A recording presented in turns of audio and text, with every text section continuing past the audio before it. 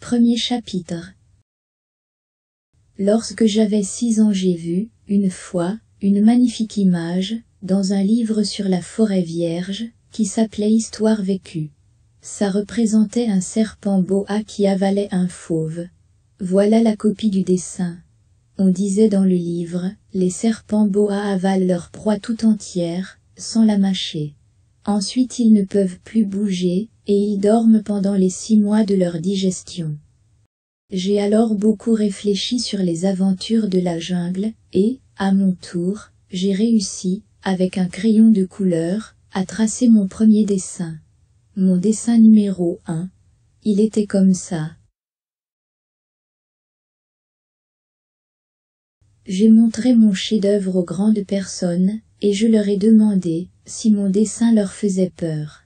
Elles m'ont répondu, pourquoi un chapeau ferait-il peur? Mon dessin ne représentait pas un chapeau. Il représentait un serpent boa qui digérait un éléphant.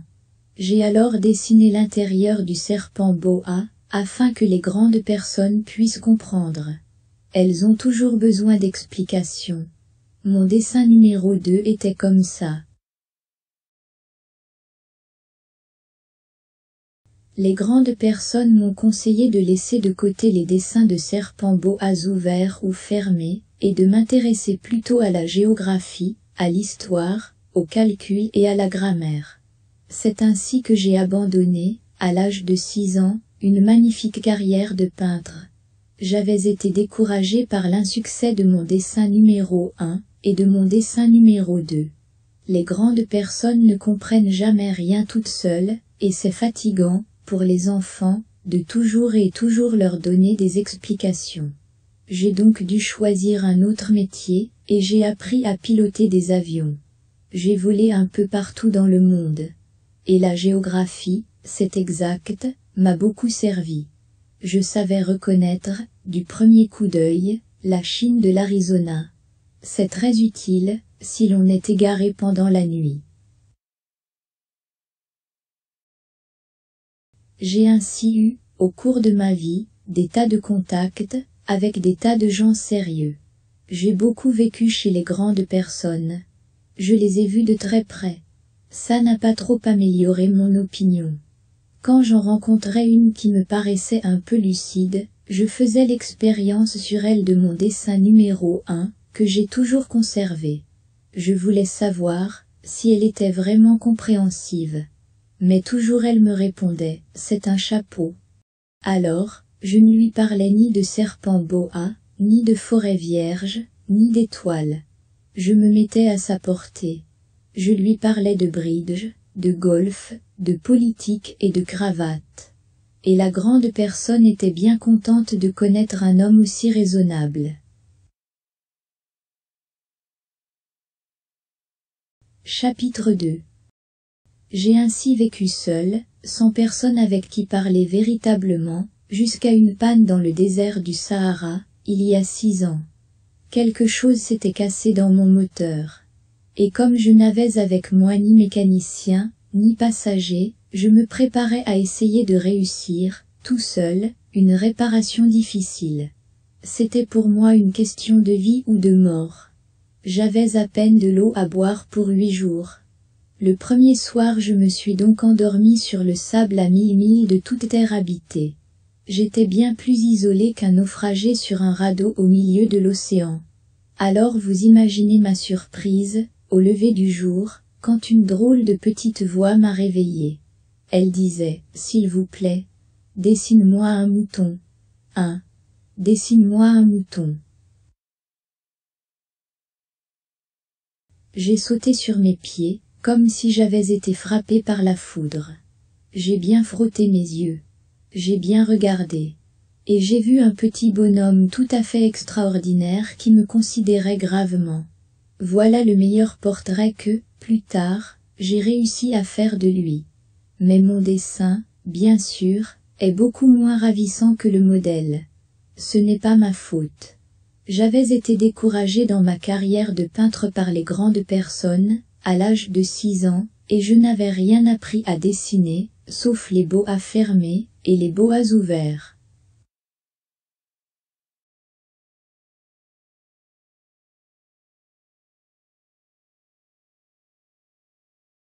Je regardais donc cette apparition, avec des yeux tout ronds d'étonnement. N'oubliez pas que je me trouvais à 1000 milles de toute région habitée. Or mon petit bonhomme ne me semblait ni égaré, ni mort de fatigue, ni mort de faim, ni mort de soif, ni mort de peur. Il n'avait en rien l'apparence d'un enfant perdu au milieu du désert, à 1000 milles de toute région habitée. Quand je réussis enfin à parler, je lui dis « Mais, qu'est-ce que tu fais là ?» Et il me répéta alors, tout doucement, comme une chose très sérieuse. « S'il vous plaît, dessine-moi un mouton. » Quand le mystère est trop impressionnant, on n'ose pas désobéir. Aussi absurde que cela me sembla à 1000 milles de tous les endroits habités, et en danger de mort, je sortis de ma poche une feuille de papier et un stylographe. Mais je me rappelais alors que j'avais surtout étudié la géographie, l'histoire, le calcul et la grammaire, et je dis au petit bonhomme, avec un peu de mauvaise humeur, que je ne savais pas dessiner. Il me répondit « Ça ne fait rien, dessine-moi un mouton. » Comme je n'avais jamais dessiné un mouton, je refis, pour lui, l'un des deux seuls dessins dont j'étais capable, celui du boa fermé. Et je fus stupéfait d'entendre le petit bonhomme me répondre « Non, non, je ne veux pas d'un éléphant dans un boa. Un boa c'est très dangereux, et un éléphant, c'est très encombrant. Chez moi c'est tout petit. J'ai besoin d'un mouton. Dessine-moi un mouton. » Alors j'ai dessiné. Il regarda attentivement, puis « Non, celui-là est déjà très malade. Fais-en un autre. » Je dessinai. Mon ami sourit gentiment, avec indulgence. « Tu vois bien, ce n'est pas un mouton, c'est un bélier. Il a des cornes. » Je refis donc encore mon dessin. Mais il fut refusé, comme les précédents. Celui-là est trop vieux. Je veux un mouton qui vive longtemps. Alors, faute de patience, comme j'avais hâte de commencer le démontage de mon moteur, je griffonnais ce dessin-ci. Et je lançais, ça c'est la caisse. Le mouton que tu veux est dedans. Mais je fus bien surpris de voir s'illuminer le visage de mon jeune juge. C'est tout à fait comme ça que je le voulais. Crois-tu qu'il faille beaucoup d'herbe à ce mouton? Pourquoi? Parce que chez moi c'est tout petit. Ça suffira sûrement. Je t'ai donné un tout petit mouton. Il pencha la tête vers le dessin. Pas si petit que ça, tiens. Il s'est endormi, et c'est ainsi que je fis la connaissance du petit prince. Chapitre 3. Il me fallut longtemps, pour comprendre d'où il venait. Le petit prince, qui me posait beaucoup de questions, ne semblait jamais entendre les miennes. Ce sont des mots prononcés par hasard qui, peu à peu, m'ont tout révélé. Ainsi, quand il aperçut pour la première fois mon avion, je ne dessinerai pas mon avion, c'est un dessin beaucoup trop compliqué pour moi. Il me demanda « Qu'est-ce que c'est que cette chose-là » Ce n'est pas une chose. Ça vole. C'est un avion. C'est mon avion. Et j'étais fier de lui apprendre que je volais. Alors il s'écria « Comment, tu es tombé du ciel ?» Oui, fis-je modestement. Ah, ça c'est drôle. Et le petit prince eut un très joli éclat de rire qui m'irrita beaucoup. Je désire que l'on prenne mes malheurs au sérieux. Puis il ajouta. Alors, toi aussi tu viens du ciel. De quelle planète es-tu? J'entrevis aussitôt une lueur, dans le mystère de sa présence, et j'interrogeai brusquement. Tu viens donc d'une autre planète? Mais il ne me répondit pas. Il hochait la tête doucement tout en regardant mon avion. C'est vrai que, là-dessus, tu ne peux pas venir de bien loin, et il s'enfonça dans une rêverie qui dura longtemps. Puis, sortant mon mouton de sa poche, il se plongea dans la contemplation de son trésor.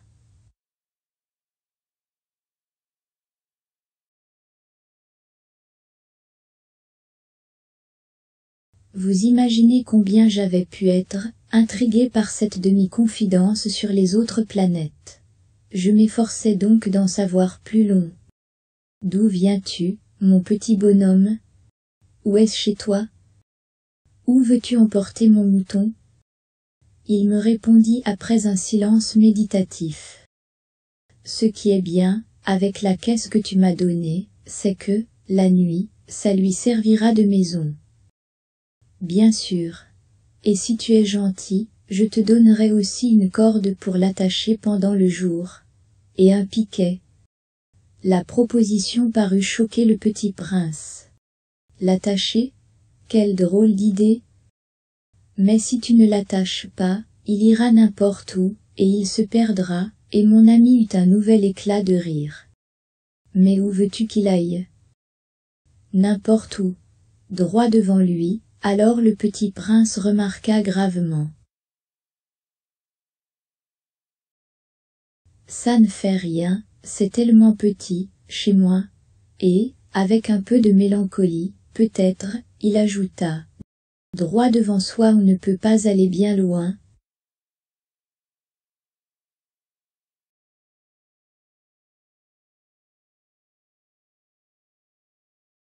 Chapitre 4.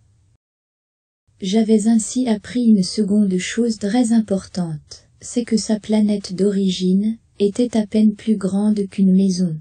Ça ne pouvait pas m'étonner beaucoup. Je savais bien qu'en dehors des grosses planètes comme la Terre, Jupiter, Mars, Vénus, auxquelles on a donné des noms, il y en a des centaines d'autres, qui sont quelquefois si petites, qu'on a beaucoup de mal à les apercevoir au télescope. Quand un astronome découvre l'une d'elles, il lui donne pour nom un numéro. Il l'appelle par exemple l'astéroïde 3251. J'ai de sérieuses raisons de croire que la planète d'où venait le petit prince est l'astéroïde B612. Cet astéroïde n'a été aperçu qu'une fois au télescope, en 1909, par un astronome turc. Il avait fait alors une grande démonstration de sa découverte à un congrès international d'astronomie. Mais personne ne l'avait cru à cause de son costume. Les grandes personnes sont comme ça. Heureusement pour la réputation de l'astéroïde B612, un dictateur turc imposa à son peuple, sous peine de mort, de s'habiller à l'européenne. L'astronome refit sa démonstration en 1920, dans un habit très élégant. Et cette fois-ci tout le monde fut de son avis.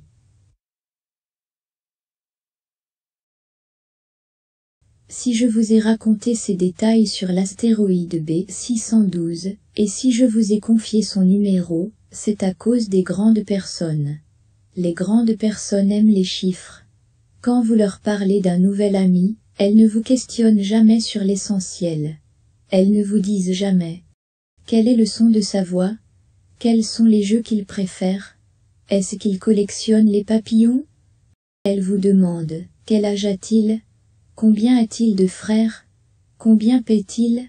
Combien gagne son père? Alors seulement elles croient le connaître. Si vous dites aux grandes personnes, j'ai vu une belle maison en briques roses, avec des géraniums aux fenêtres et des colombes sur le toit, elles ne parviennent pas à s'imaginer cette maison. Il faut leur dire, j'ai vu une maison de 100 000 francs. Alors elles s'écrient, comme c'est joli. Ainsi, si vous leur dites, la preuve que le petit prince a existé c'est qu'il était ravissant, qu'il riait, et qu'il voulait un mouton. Quand on veut un mouton, c'est la preuve qu'on existe. Elles hausseront les épaules, et vous traiteront d'enfant. Mais si vous leur dites, la planète d'où il venait, est l'astéroïde B612, alors elles seront convaincues, et elles vous laisseront tranquille avec leurs questions. Elles sont comme ça. Il ne faut pas leur en vouloir. Les enfants doivent être très indulgents envers les grandes personnes. Mais, bien sûr, nous qui comprenons la vie, nous nous moquons bien des numéros. J'aurais aimé commencer cette histoire à la façon des contes de fées. J'aurais aimé dire. Il était une fois un petit prince, qui habitait une planète à peine plus grande que lui, et qui avait besoin d'un ami. Pour ceux qui comprennent la vie, ça aurait eu l'air beaucoup plus vrai. Car je n'aime pas qu'on lise mon livre à la légère. J'éprouve tant de chagrin à raconter ces souvenirs. Il y a 6 ans déjà que mon ami s'en est allé avec son mouton. Si j'essaie ici de le décrire, c'est afin de ne pas l'oublier. C'est triste d'oublier un ami. Tout le monde n'a pas eu un ami. Et je puis devenir comme les grandes personnes, qui ne s'intéressent plus qu'aux chiffres. C'est donc pour ça encore que j'ai acheté une boîte de couleurs et des crayons. C'est dur de se remettre au dessin, à mon âge, quand on n'a jamais fait d'autres tentatives, que celle d'un beau à fermer, et celle d'un beau à ouvert, à l'âge de 6 ans. J'essaierai, bien sûr, de faire des portraits le plus ressemblants possible. Mais je ne suis pas tout à fait certain de réussir. Un dessin va, et l'autre ne ressemble plus. Je me trompe un peu aussi sur la taille. Ici, le petit prince c'est trop grand. Là, il est trop petit. J'hésite aussi sur la couleur de son costume. Alors je tâtonne comme ci et comme ça, tant bien que mal. Je me tromperai enfin sur certains détails plus importants. Mais ça, il faudra me le pardonner. Mon ami ne donnait jamais d'explication. Il me croyait peut-être semblable à lui. Mais moi, malheureusement, je ne sais pas voir les moutons à travers les caisses. Je suis peut-être un peu, comme les grandes personnes. J'ai dû vieillir. Chapitre 5. Chaque jour j'apprenais quelque chose sur la planète, sur le départ, sur le voyage. Ça venait tout doucement, au hasard des réflexions. C'est ainsi que, le 3e jour, je connus le drame des baobabs. Cette fois-ci encore ce fut grâce aux moutons, car brusquement le petit prince m'interrogea, comme pris d'un doute grave. C'est bien vrai, n'est-ce pas, que les moutons mangent les arbustes? Oui, c'est vrai. Ah, je suis content. Je ne compris pas, pourquoi il était si important que les moutons mangeassent les arbustes. Mais le petit prince ajouta, par conséquent ils mangent aussi les baobabs.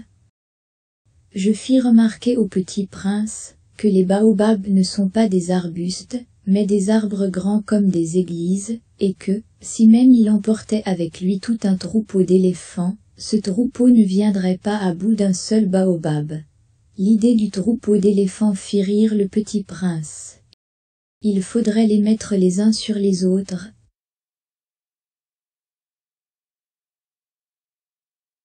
Mais il remarqua avec sagesse. Les baobabs, avant de grandir, ça commence par être petit. C'est exact, mais pourquoi veux-tu que tes moutons mangent les petits baobabs? Il me répondit, Ben. Voyons. Comme s'il s'agissait là d'une évidence. Et il me fallut un grand effort d'intelligence, pour comprendre à moi seul ce problème. Et en effet, sur la planète du petit prince, il y avait comme sur toutes les planètes, de bonnes herbes, et de mauvaises herbes. Par conséquent de bonnes graines de bonnes herbes, et de mauvaises graines de mauvaises herbes. Mais les graines sont invisibles. Elles dorment dans le secret de la terre, jusqu'à ce qu'il prenne fantaisie à l'une d'elles de se réveiller. Alors elles s'étirent, et poussent d'abord timidement vers le soleil, une ravissante petite brindille inoffensive. S'il s'agit d'une brindille de radis ou de rosier, on peut la laisser pousser comme elle veut. Mais s'il s'agit d'une mauvaise plante, il faut arracher la plante aussitôt, dès qu'on a su la reconnaître. Or il y avait des graines terribles sur la planète du petit prince, c'étaient les graines de baobab. Le sol de la planète en était infesté. Or un baobab, si l'on s'y prend trop tard, on ne peut jamais plus s'en débarrasser. Il encombre toute la planète. Il la perfore de ses racines.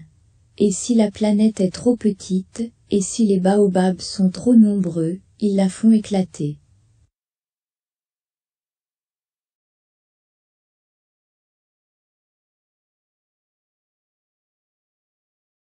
c'est une question de discipline, me disait plus tard le petit prince. Quand on a terminé sa toilette du matin, il faut faire soigneusement la toilette de la planète. Il faut s'astreindre régulièrement à arracher les baobabs, dès qu'on les distingue d'avec les rosiers auxquels ils ressemblent beaucoup, quand ils sont très jeunes. C'est un travail très ennuyeux, mais très facile. Et un jour, il me conseilla de m'appliquer à réussir un beau dessin, pour bien faire entrer ça dans la tête des enfants de chez moi. S'ils voyagent un jour, me disait-il, ça pourra leur servir. Il est quelquefois sans inconvénient de remettre à plus tard son travail. Mais, s'il s'agit des baobabs, c'est toujours une catastrophe. J'ai connu une planète, habitée par un paresseux. Il avait négligé 3 arbustes, et, sur les indications du petit prince, j'ai dessiné cette planète-là. Je n'aime guère prendre le ton d'un moraliste. Mais le danger des baobabs est si peu connu, et les risques courus par celui qui s'égarerait dans un astéroïde sont si considérables, que, pour une fois, je fais exception à ma réserve. Je dis, enfant, faites attention aux baobabs. C'est pour avertir mes amis d'un danger qu'ils frôlaient depuis longtemps, comme moi-même, sans le connaître, que j'ai tant travaillé ce dessin-là. La leçon que je donnais en valait la peine. Vous vous demanderez peut-être, pourquoi n'y a-t-il pas, dans ce livre, d'autres dessins aussi grandioses que le dessin des baobabs? La réponse est bien simple, j'ai essayé, mais je n'ai pas pu réussir. Quand j'ai dessiné les baobabs, j'ai été animé par le sentiment de l'urgence.